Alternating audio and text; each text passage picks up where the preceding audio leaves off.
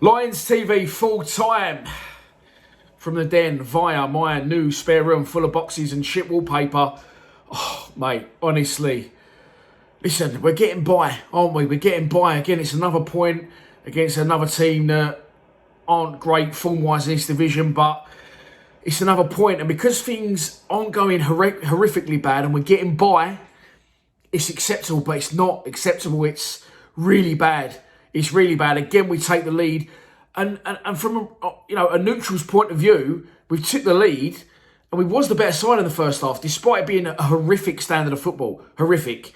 We had the better chances, we played the better football, and we go in 1-0 up with an absolute masterpiece from Jeb Wallace. Fantastic free kick right on half-time.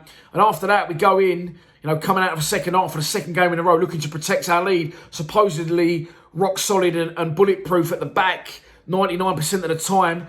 We conceded a goal which I think people were trying to point fingers at Leonard and people were trying to point fingers at Bart. I'm going to hold my hands up and say it was the one bit of quality in the game other than Jed's free kick. And I thought it was a good goal. I thought it was a brilliant, perfectly flat weighted ball over the top. Leonard's man get the wrong side of him, yes, but it's a brilliant run and a brilliant pass. And he fires past Bolkowski. The big man gets the barrier down, but it goes in through his legs at the near post. Again, I don't really think you can blame Bart. It come at him very quickly. He actually blamed Leonard, I think. He got up and a pop at Leonard, but it wasn't a bad bit of quality from Reading for the goal, let's be honest. But again, just not a lot of quality in the game across the board.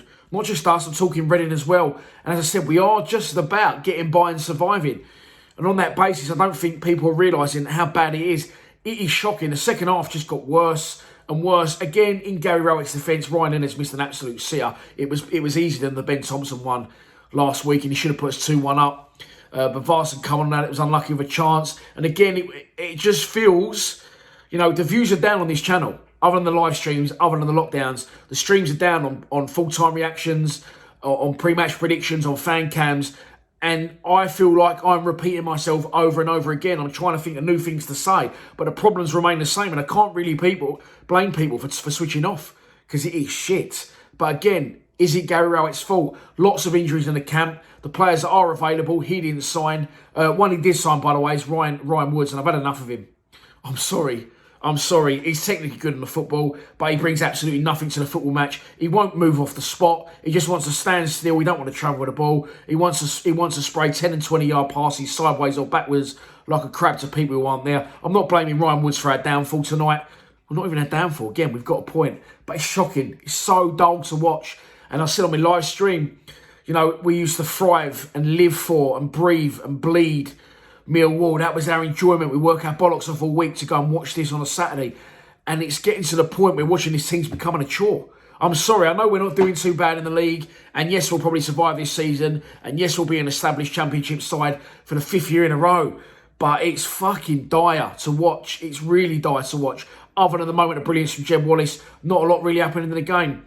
Troy Parrott looked good, but we've now started to play a 10. We've been calling out, I personally as well, been calling out for us to play a 10, which is now Ben Thompson. Now we started playing that 10. Troy Parrott's gone up front. It was coming so deep, you couldn't tell who was playing in the 10, who was playing up front.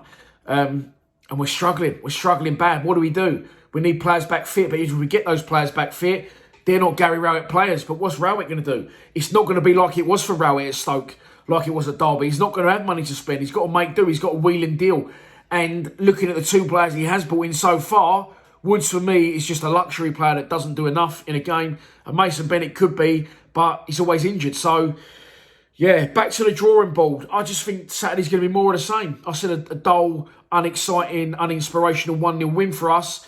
And it ends 1-1. But just boring, mate. Just boring. I'm actually dreading doing these live streams at the minute. And tonight I've apologised to the 450 people in the stream for not giving me any entertainment. But there's nothing I can do. The stuff on the pitch is out of my hands. And I'm honestly starting to think, well, I'm not going to say that just yet. I'm not going to say Gary Rowett's running out of ideas. Let's see who we can get in the January transfer window. We need investment. We need injection. We need a cash injection and a new injection of ideas. We need pace in our side, because it is fucking disgusting to sit and watch for 90 minutes at the minute. It's so boring.